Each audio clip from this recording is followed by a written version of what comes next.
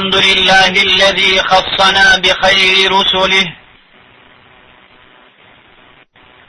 وأنزل علينا أكرم كتبه وشرع لنا أكمل شرائعه أحمده سبحانه وأشكره لا أحصي ثناء عليه وأشهد أن لا إله إلا الله وحده لا شريك له وأشهد أن محمدا عبده ورسوله صلى الله عليه وعلى آله وصحبه ومن تبعهم بإحسان إلى يوم الدين.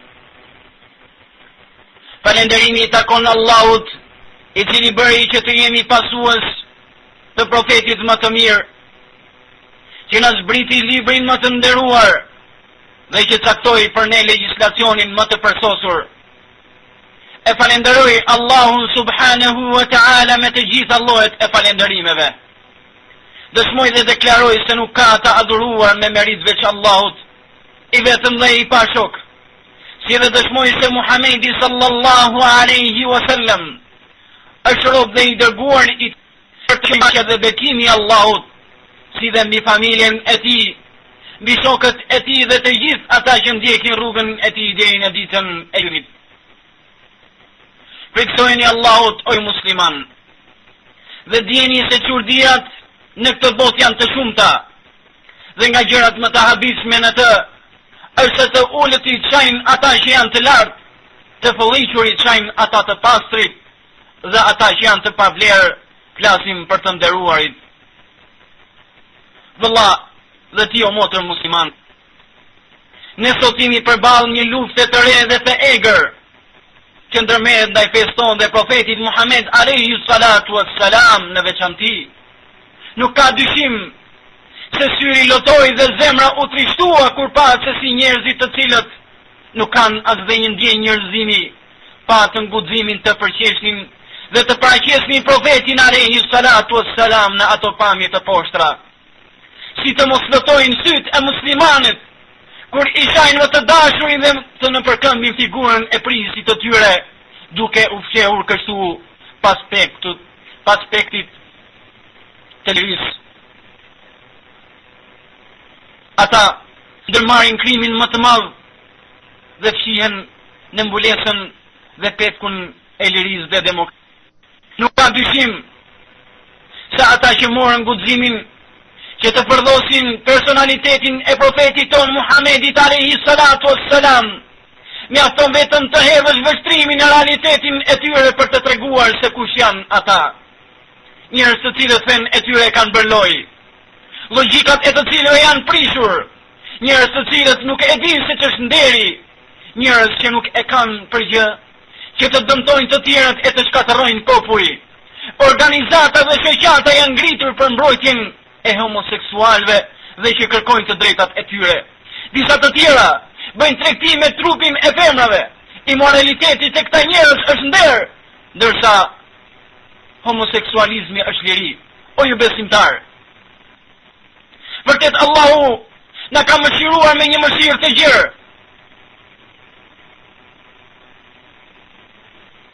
Vërtet Allahu I madhëruar na ka mëshiruar me një mëshirë të gjerë, pasi na ka bërë ne pasuesit e krijesës më të mirë sallallahu alaihi wasallam, me të cilin Allahu na ka nxjerrë nga errësirat në dritë, nga humbja në udhëzim, nga hidhërimi në lumturi, nga poshtërimi, ignoranca dhe nënçmimi, në krenari, drejtësi dhe në botën e vlerave.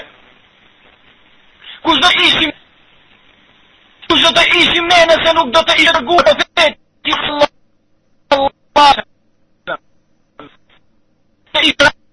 nëse Allahu nuk do të na kishte nderuar me legjislacionin dhe fenë e tij.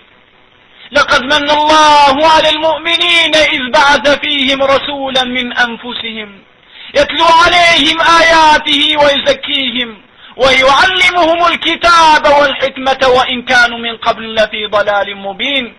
Allahu ka treguar mirësinë ndaj besimtarëve kur I dërgoi atyre të dërguar nga vetë ata, që të lexoj ajetet e tij, ti pasoj ata dhe të mësoj librin dhe urtësinë dhe pse më parë kishin qenë në një humbje të madhe.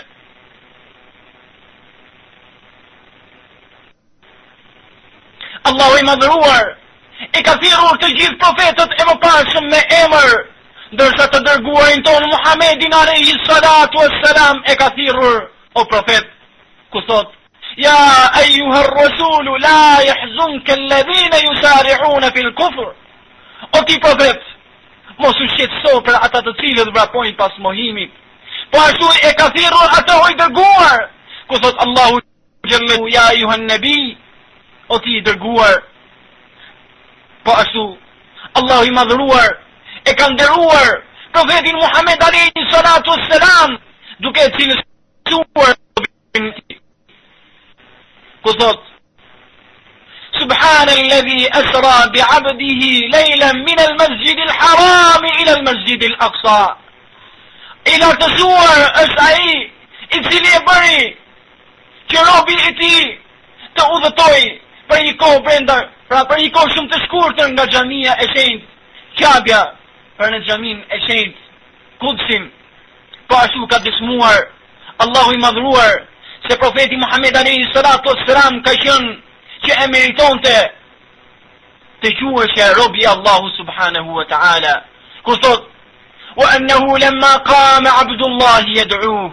Dhe kur ai robi Allahut ngrijej dhe i luti Allahu subhanahu wa ta'ala. O je musliman, vërtet kafirët e shfaqen dhe njëherë për muslimanët se ata janë armiq të përbetuar të tyre, dhe se nuk e lën këtë armiqësi derisa muslimanët t'i pasojnë e t'i ndjekin e tyre. Një gjë të tillë na vërteton Allahu subhanahu wa ta'ala ku thot në Kur'anin famullar: Lan yarda anka al-yahud wa an-nasara hatta tattabi' millatahum. Qifutët dhe të krishterët nuk kënaqin me ty o Muhammed derisa ti të pasosh dhe të ndjekësh fen e tyre. Ndërsa në ajetin tjetër Allahu xhalla shanu na tregon për kurtet e kafirëve, fundim që bëjnë ata për ta shuajtur dhe për t'i dhënë fund kësaj feje. Allahu thot në Kur'anin famullar: وَدَّ كَثِيرٌ مِّنْ أَهْلِ الْكِتَابِ لَوْ يَرُدُّونَكُمْ مِّنْ بَعْدِ إِيمَانِكُمْ كُفَّارًا حسدا من عند أنفسهم من بعد ما تبين لهم الحق. Shumë nga istat e librave të mëparshëm dëshirojnë që si t'ju mund të tërheqin dhe t'ju çojnë ju tek pabesimtarët, pasi që keni besuar nga zilia që kanë në shpirtin e tyre. Kështu që ne o musliman duhet ta kemi të qartë se jo besimtarët nuk kënaqen me ne as dhe njëherë, sidomos kur feja jon strihet dhe pasuesit e saj shumojnë. Yuriduna li yudfi'u nurallahi bi afwahihim wallahu mutimmu nurihi walau kariha al-mushrikun. Ata përpiqet që të shuajnë fen Allahut me dorët e tyre, por që Allahu xhalla shanuhu do ta plotësojë dritën e tij edhe pse kjo nuk i pëlqen idhujtarëve. Ata janë armiq të përbetuar të muslimanëve. Dhe pse disa prej tyre të buzëqeshin dhe të bëhen si miq. Dhe ndodhit më të fundit treguan qartë një gjë të tillë o vëllezër dhe motra. Ata nuk patën turpin më të madh që të hidhnin balë me intencionalitetin e njeriu të më të nderuar që shkelur në fakt e Muhamedit që edhe një herë u treguan muslimanëve se ne jemi armiq tuaj dhe ju prekim dhe në gjërat më të shtrenjta e më pas duan të fshehen pas lirisë së fjalës. Sahabi, liria e fjalës dhe demokracia të këta njerëz e ka dyer të hapura për çdo kënd vetëm për muslimanët jo. Muslimanët nuk kanë liri fjale dhe s'ka vend demokracia tek ata. Kur s'par e dëgjuar që demokracia dhe liria e fjalës ke këta njerëz të arrijë deri në atë gradë sa që të mbrohet kaq fort dhe me kaq kokëforci, a thua vallë, përdoret kjo liri e fjalës me përliftërinë çifut apo qoftë dhe me ndonjë prej të parëve të shteteve të mëdha. Presidenti danez nuk pranon të takohet me 11 ambasadorët e vendeve islamike. Çështja është e madhe, është çështje politike, ndërsa i jep një orë të tërë takimit me regjizoren me origjinë somaleze. E më pas del në konferencë për shtyp e i gëzuar se regjizorja Allahu i dhënd atë që meriton, i kishte premtuar se do të realizonte një film ku do të nxirrte gabimet e Muhamedit alayhi salatu wassalam. Në Danimark, para 2 javësh një gazetar i po të njëjtës gazetë në të cilën u publikuan karikaturat e profetit Muhammed alayhi salatu wassalam, dëshironte të publikonte karikaturat e Jezusit, megjithëse ne nuk na pëlqen dhe nuk kënaqemi të përhapen dhe të publikohen karikaturat e askujt prej profetëve, sepse ata janë të gjithë të njëjtë. Ne i duam dhe i besojmë të gjithë ata, dhe qëndrimi jon për çdo profet është i njëjtë, por se këtu tregohet se kush është liria e fjalës dhe demokracia reale ke këta njerëz. Në të njëjtën gazetë, ku publikohen karikaturat e profetit Muhammed alayhi salatu wassalam, një gazetar dëshironte që të publikonte karikaturat rreth Jezusit dhe holokaustit të rrem të çifutëve, pra tragjedin e rrem të çifutëve. Dhe redaktori i gazetës me njëherë e pezulloi nga puna dhe detyroi të kërkonte falje publike. Ku është liria e fjalës në këtë rast? Ku është liria e fjalës në këtë rast? Gazetarët pushohen nga puna dhe kërkojnë falje publike vetëm se kanë patur dëshirë dhe kanë patur pranijet. Dëshironi që të publikojnë karikatura që nuk i pëlqejnë çifutëve dhe të krishterëve, ndërsa për muslimanët që i nxorën karikaturat, që i thyen profetin e tyre dhe i përsëritën pothuajse në të gjithë nuk pakën falje. Po ashtu Perëndimi bëri shumë të madhe dhe të tmerrshme kur mendimtari francez Roger Jarudi shkruaj librin e tij për rradhat e asamblesë rreth shtetit izraelit, ku i hapën proces gjyqësor dhe akuzuan librin e tij me akuzën armiqësi e qartë. Pse? Sepse ky mendimtar francez në këtë libër shfaqte kurthet që bënin çifutët ndaj njerëzimit. Në Zvicër, vetëm se një piktor kishte ekspozuar mbretëreshin Elizabeth, presidentin Bush dhe presidentin Jacques Chirac me pamje jo normale, i kanë kërkuar që të kërkojë falje publike pra atë që kishte bërë dhe kështu ndodhi. Më qesharake se kaq, është dhe disa pseudo-analist dhe jo besimtar e të shitur shqiptar, të cilët shkruajnë në gazetat dhe mediat shqiptare, përkthejnë materiale dhe bëjnë të njëjtën politikë të fllihur, duke pohuar se Europa dhe liria e fjalës që ushtrohet në të nuk mund të vihet në dilemë për shkak të disa vizatimeve. Dhe në të gjithë e dim se kur u bën një skeç nga festivalet shqiptare, ke unë papës u ngrit gjithë dinjaja në këmbë. Kërkon falje të presidenti dhe shembuj të tilla o musliman ka plot.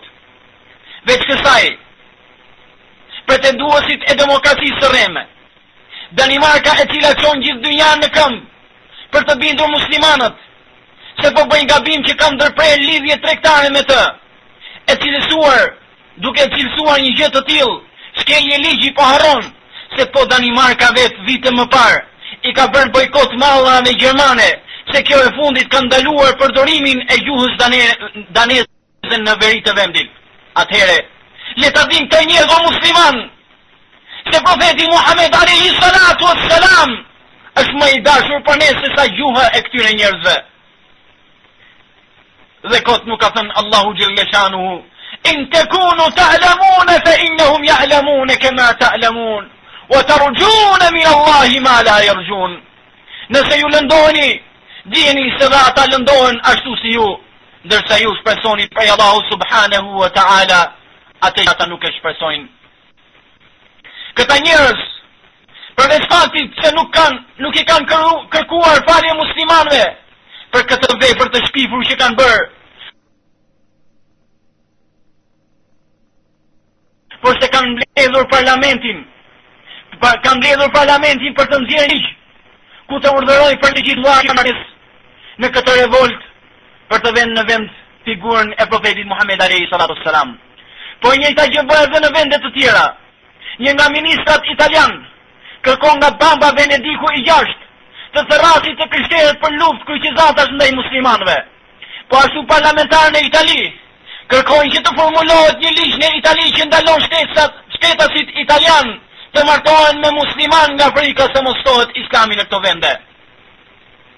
Ndërsa qeveria angleze kërkon nga organet e rendit që të arrestojë të gjithë organizatorët e demonstratave, të cilat janë bërë në Londër, me anën e të cilave muslimanët kanë shprehur indinjatën e tyre ndaj karikaturave të patueshme që kanë shfaqur gazetat evropiane. O ju besimtar, Pashallahun, ne kemi shumë shkaqe që na shtyn ta duam profetin Muhammed alayhi salatu wassalam. Ebu Hurajra radiallahu anhu transmeton se profeti alayhi salatu wassalam ka dalë një ditë me shokët e tij tek varrezat dhe pasi u lut për ta tha: sa do të dëshiroja të shikoja vëllezrit e mi. Sahabët e habitur i thanë: po a nuk jemi ne vëllezrit e tu, o i dërguari i Allahut? Ju jeni shokët e mi, ndërsa vëllezrit e mi janë ata të cilët do të vinë pas jush. O ju vëllezrit e profetit Muhammed alayhi salatu wassalam, o i të cilët profeti ka patur dëshirë t'ju shoh. Sot qafirat po na shajnë profetin alayhi salatu wassalam, dhe kur muslimanët deshën të vendosin derin e tij në vend, u thanë se po bëjnë gabim dhe se janë njerëz të dhunshëm e që nuk përmbahen. Një qeveri e tërë si Danimarka nuk pas ka mundësi që të bëjë zap një gazet që të heshti nga poshtërsit e saj, dhe i duan që dikush të bëjë zap turmat e mërzitura dhe të prekura e të indinjuara të muslimanëve. O ju musliman, ka janë njerëz të cilët e kanë treguar dhe e kanë shfaqur veten e tyre, e kanë shfaqur se armiqësia e tyre ndaj muslimanëve është e hapur edhe që ata e fshehin.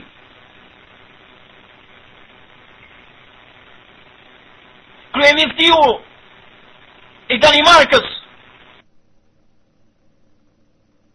përpara se të ndodhin revoltat e muslimanëve ndaj karikaturave të vëllëjshme që ka vendosur dhe kanë bërë gazetat e këtij vendi, cilësoheshin nga njerëz e mëndit e qytetëve.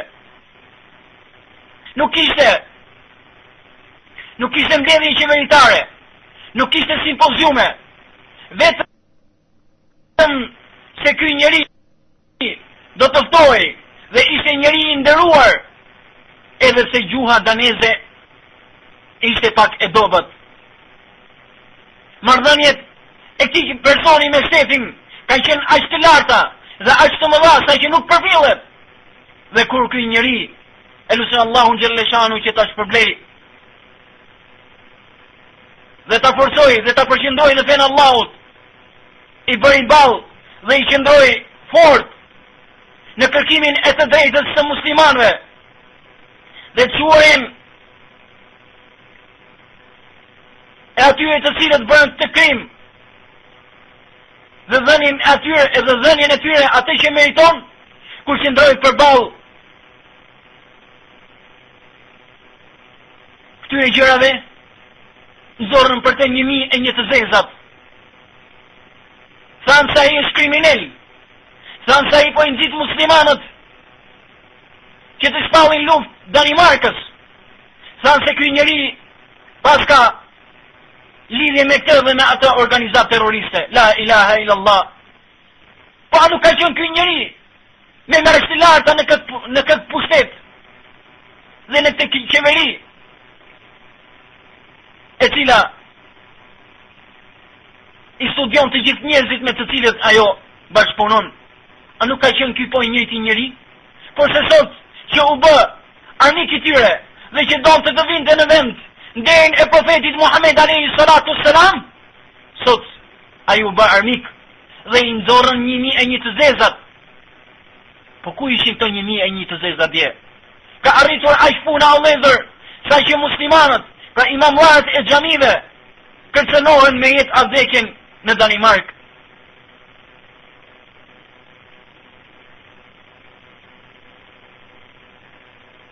Atëhere, ku është liria të cilin ata e pretendojnë? Ku është demokracia të cilin ata e pretendojnë? Dhe duan, dhe mundohen që t'i hedhin muslimanëve më pas t'i syve, duke u thënë se ne nuk kemi gjë me muslimanët dhe ne nuk kemi për qëllim që të shajmë profetin e tyre. Po atua mall në festën e muslimanëve, në ditën e Bajram Kurbanit, të përhapen në gazetat europiane karikaturat të tilla e të thuar se ata nuk e kanë patur me qëllim një gjë të tillë. Por pse vallë ne duhet që ta duam kaq shumë profetin Muhammed alayhi salatu wassalam? E si të mos e duam ne profetin Muhammed alayhi salatu wassalam? E si të mos e duam ne atë që Allahu e solli mëshirë për të gjithë njerëzimin? Si të mos e duam atë me ardhjen dhe mësimit e të cilit ne dolim nga errësira në dritë? Si të mos e duam atë që e deshti Allahu dhe e zgjodhi që të jetë profeti i fundit dhe për të gjithë njerëzimin? Si të mos e duam atë që e kanë dashur dhe gjërat pa ndjenja dhe të ngurta? Ebi Humeid radiallahu anhu transmeton se kur po theshin nga një udhtim një herë me profetin Muhammed alayhi salatu wassalam, në horizont u duk Medinja dhe profeti alayhi salatu wassalam tha: kjo është Taba e mira, për një nga emrat e Medines, dhe ky është Uhudi, mal që e duam dhe na don.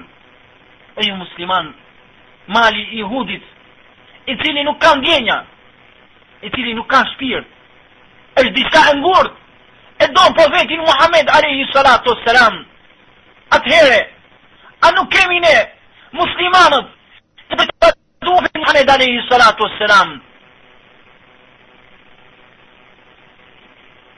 Nërsa Jabir bin Abdullah radiallahu anhu ka thënë, ka qenë në xhamin e profetit Muhammed alayhi salatu wassalam një trung palme, në të cilin ai mbahej kur mbante hutbe. Kur i bën profetit Muhammed alayhi salatu wassalam, dhe ai mbajti hutben në të, dëgjuam një zëqarje dhe rënkimi që dilte nga trungu. Profeti alayhi salatu wassalam zbriti dhe vuri dorën në këtë trung derisa i pushoi. Pra trungu i palmës, diçka pa shpirt, diçka e ngurtë, diçka pa ndjenja qanë për profetin Muhammed alayhi salatu wassalam. Qanë nga dashuria që ka për profetin Muhammed alayhi salatu wassalam.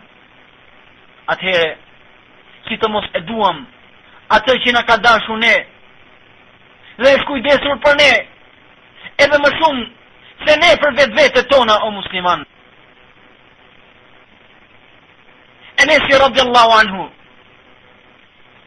ka transmetuar se profeti alayhi salatu wassalam ka thënë: çdo profet e ka pasur një të cilë ku dynja,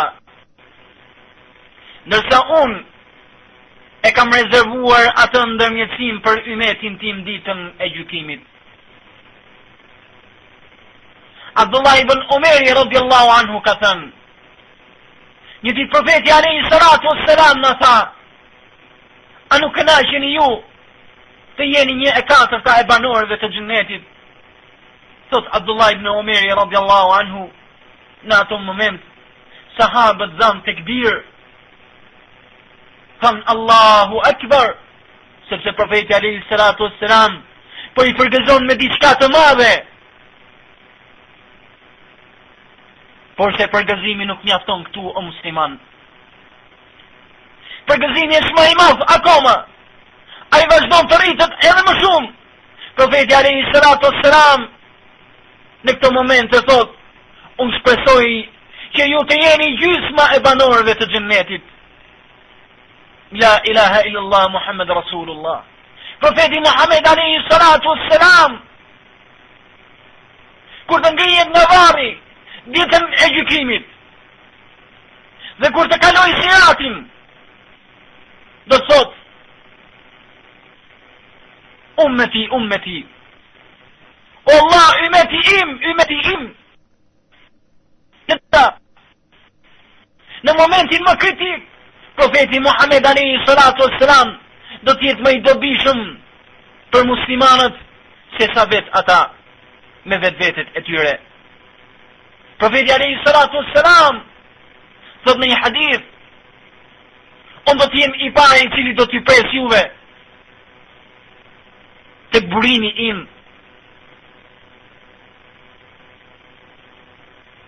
Të gjithë besimtarët të cilët kanë besuar në profetin Muhammed alayhi salatu wassalam, e kanë dashur atë dhe kanë hecur sipas mësimeve që ka dhënë profeti Muhammed alayhi salatu wassalam, janë përmbajtur sunetit të tij dhe nuk kanë devijuar. Atëherë do të pinë prej këtij burimi, dhe kush pinë prej këtij burimi nuk do ta kapi më etja kurrë. Profeti alayhi salatu wassalam kur të kaloj siratin, lutja e tij do të jetë ummeti, ummeti. O Zot, jep mëshirë. O Zot, ymmetin tim shpëtoj o Allah. Atëherë a nuk meriton që ta duam ne profetin Muhammed alayhi salatu wassalam. Tregohet në librat e historisë se njëherë në kohën e Mogolëve, një prej të kyshve do të shkonte në një festë të madhe që e bënte mbreti i Mongolëve për shkak se kishte hyrë dhe kishte pranuar krishterizmin një prej të parëve të mbretërisë. Kur futen këta njerëz në rezidencë dhe fillon festa, brenda në pallat ishte një qen i madh, duke festuar njëri prej të pranishve nga grupi i cili kishte ardhur nga të krishterët, fillon dhe ofendon dhe flet fjalë sharse dhe fyese ndaj profetit Muhammed alayhi salatu wassalam. Atëherë në këto momente qeni e zgjidh litarin e tij dhe hidhet mbi këtë njeri dhe i shkëpusin njerëzit me shumë mundim. Atëherë ky njeri, pasi i quan njerëzit e kritikuan që mos fliste ndaj pejgamberit alayhi salatu wassalam, sepse kjo ishte shkak e veprimeve të këtij qeni, ai duke u treguar mendje madh dhe duke u treguar kryemen që i tha, jo nuk është e vërtet. Por se ky qen është kafshë e zër. I thua, sepse unë kur po flisja po drejtoja gishtin prej ti dhe mendoj se unë do t'i bëja keq. Kështu që prap filloi më vonë që ta shante profeti Muhammed alayhi salatu wassalam.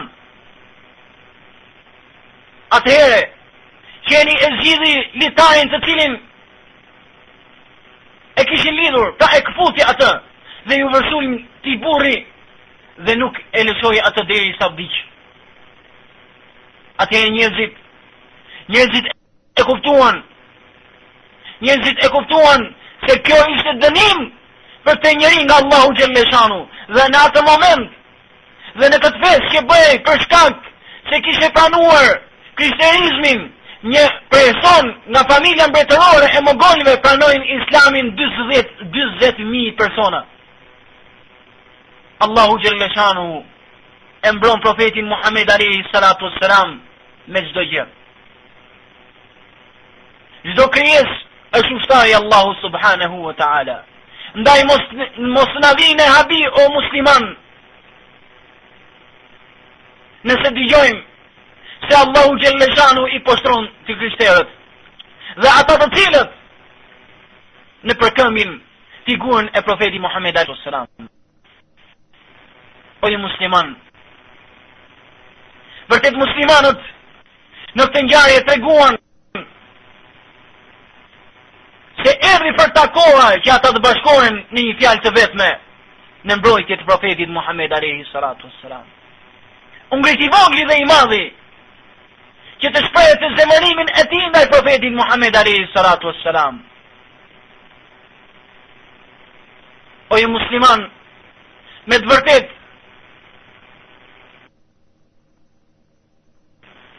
sot armiqt e kësaj feje kanë marrë një mësim të cilin ata zorë se do të harrojnë. Kanë marrë një mësim se ky nimet, edhe pse duket si i vdekur, Allahu Gjellëshanu u bën që me një shkëndi të cilin ne e kujtojmë se ajo është e keqe, por që Allahu Gjellëshanu ka thënë la tahsabuhu sharran lakum bal huwa khairun lakum law kuntum ta'lamun. Mos mendoni se ajo është e keqe, por se ajo është e mirë nëse do të jeni që e dini. Allahu Gjellëshanu bën që me diçka të vetme dhe me diçka të vogël të ngri këtë ymez nga gjumi i rënd në të cilin i cili e ka kapur.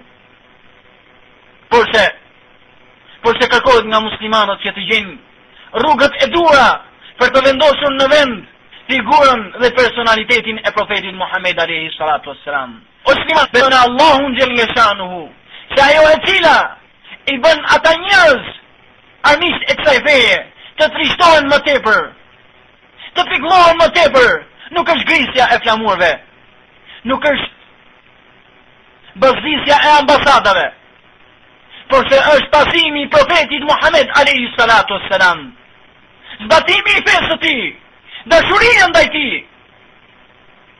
Ajo e cila i pikëllon më tepër ta njerëz është të isojnë muslimanët që të praktikojnë fen e Allahu Gjellëshanu dhe synetin e profetit Muhammed alayhi salatu wassalam në çdo gjë të vogël dhe të madhe.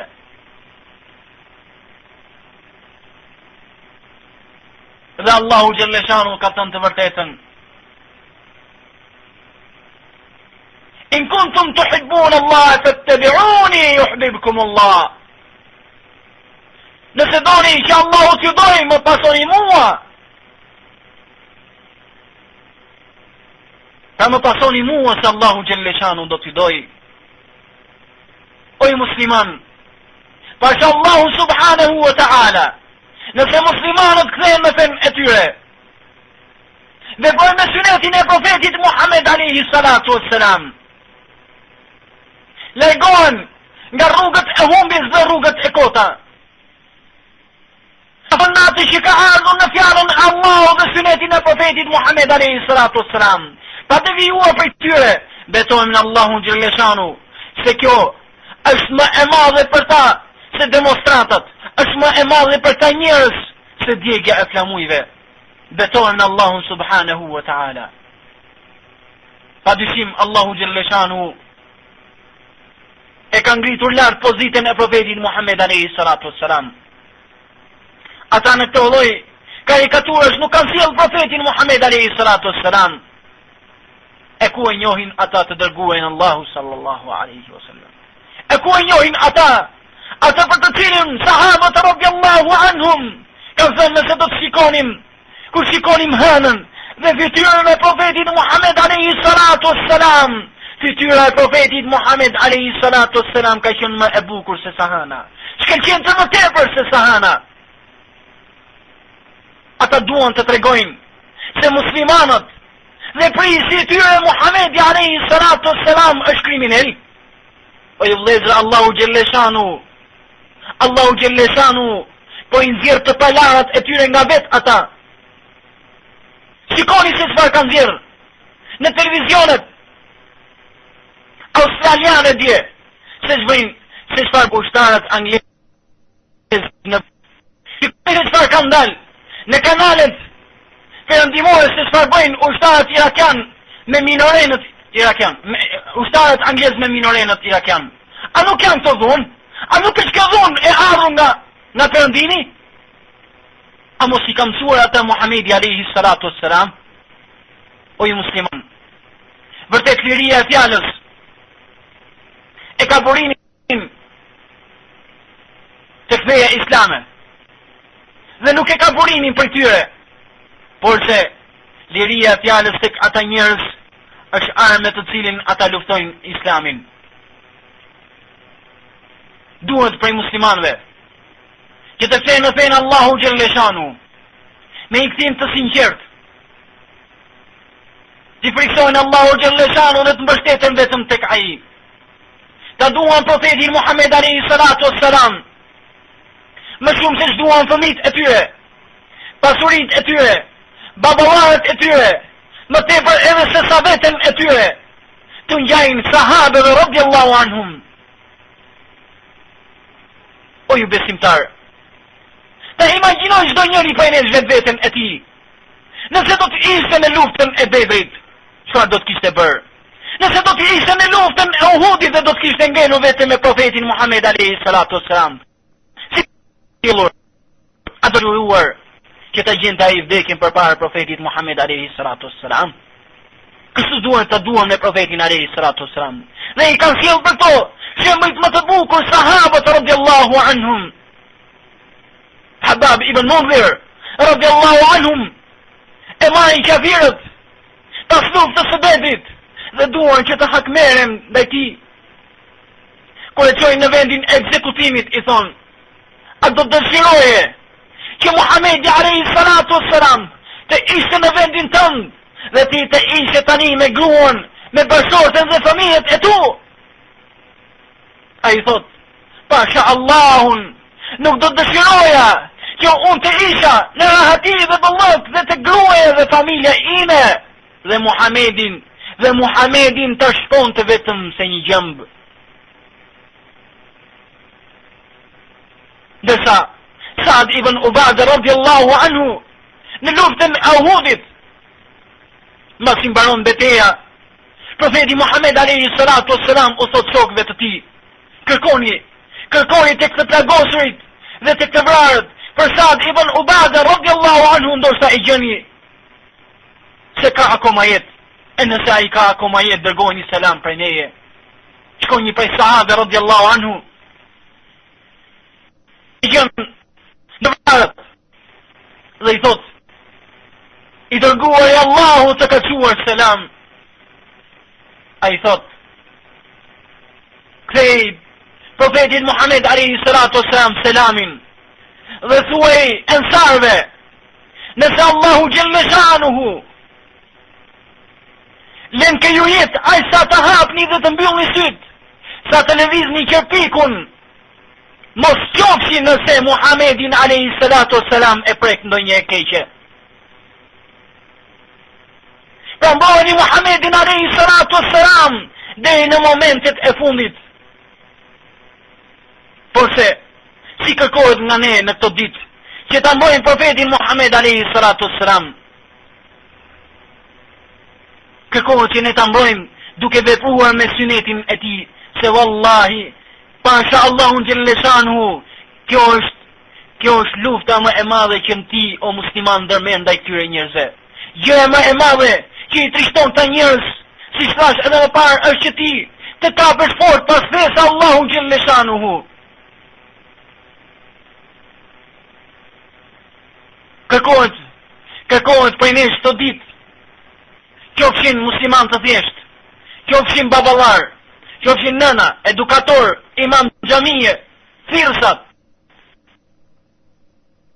hoxhallarët në për xhami, khatibat në për minbere të flasin për profetin Muhammed alayhi salatu wassalam. Ti shpalosin njerëzve dhe të tregoj njerëzve virtytet e larta që ka patur profeti Muhammed alayhi salatu wassalam. Të gjenden njerëz të përgatiten emisione televizive vetëm për të treguar njerëzve se kush ka qenë profeti Muhammed alayhi salatu wassalam. Të tregohet njerëzve realiteti, se ata o vëllezër të cilët kanë qarë profetin Muhammed alayhi salatu wassalam, mos mendoni se e kanë zgjatur gjuhën e tyre vetëm me profetin ton. Pasha Allahun, betojmë në Allahun se nëse do të shletosh librat e tyre janë plot shtifje, plot trillime ndaj profetëve të tyre, saqë gjuhët e këtyre njerëzve Allahu u dhënd atë që nuk meritojnë, kanë cilësuar Allahun xhalleshanu me cilësi të cilat nuk mund të imagjinojnë njerëzit. Le t'i hapin librat e tyre, le t'a hapin Biblën e tyre të cilën e shëjtërojnë, dhe le të lexojnë se çfarë gjendet në të. Unë do të përmend një rast, por ky është 1 ndër 100. Ja se thon këta njerëz, sepse Allahu Gjellëshanu nuk e cilëson veten e tij me cilësi të mangëta. Allahu Gjellëshanu ka cilësuar veten e tij me cilësit më të larta.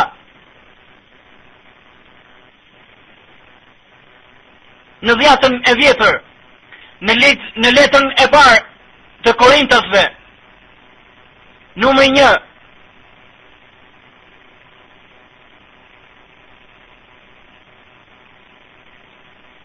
thuhet, sepse marrëzia e Perëndis është më e ditur se njerëzit dhe dobësia e Perëndis është më e fortë se njerëzit. Po betohem në Allahun subhanahu wa ta'ala. Po a ka krim më të madh se sa të cilësosh Allahun Gjellëshanu, të cilësoj këta njerëz Zotin që adhurojnë me marrëzi? Po a ka të merr më të madh se sa të cilësohet Allahu Gjellëshanu me dobësi? Atëherë feja e këtyre njerëzve është vetëm se sharje dhe ofendime. Dhe nëse dëshironi, lexoni në forumin e faqes alsunet.com nesër artikullin i cili do të jetë me temë të mallkuarit dhe të humburit nuk kanë vero fetën. O vëllezër musliman, për mos u zgjatur, duhet që çdo kush prej nesh të mundohet që në këto ditë të nxisim muslimanët, ose në këto ditë në për xhamia të jepen mësime ndaj historisë së profetit Muhammed alayhi salatu wassalam. Ne kemi nevojë që të rikthejmë shikimet tona dhe të rikthejmë leximet tona tek historia e profetit Muhammed alayhi salatu wassalam. Ta bëjmë atë historinë e profetit Muhammed alayhi salatu wassalam metodik të jetës tonë. Në historinë e profetit Muhammed alayhi salatu wassalam kemi çdo gjë o vëllezër. Kemi mënyrën se si ka thirrur profeti, mënyrën se si është sjell me jo besimtarët dhe me besimtarët, se si është përgjigjur idhujtarëve, se si ka kundërshtuar ignorantët, se si ka vepruar me miq dhe armiqt, si ka vepruar në luftë dhe në paqe. Atje keni virtytet e profetit Muhammed alayhi salatu wassalam, si ka qenë fizionomia e tij. Çdo njeri prej nesh, në xhami, në punë, në familje, kudo, duhet që të bëjë njerëzve të ditur se kush është profeti Muhammed alayhi salatu wassalam. Ne o vëllezër e dim se për fat keq nuk kemi media që të publikojmë dhe të nxjerrim në pa kush është profeti Muhammed alayhi salatu wassalam. Ajo që posedojmë është libri, është lapsi dhe gjuha. Atëherë le të jenë gjuhët tona që çojnë mesazhin tek njerëzit, që çojnë dhe pasqyrojnë virtytet e profetit Muhammed alayhi salatu wassalam tek njerëzit.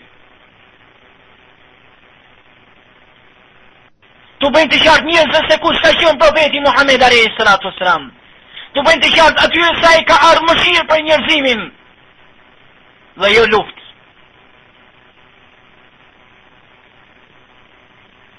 Tu bëjmë dallimin e muslimanëve, tu tregojmë muslimanëve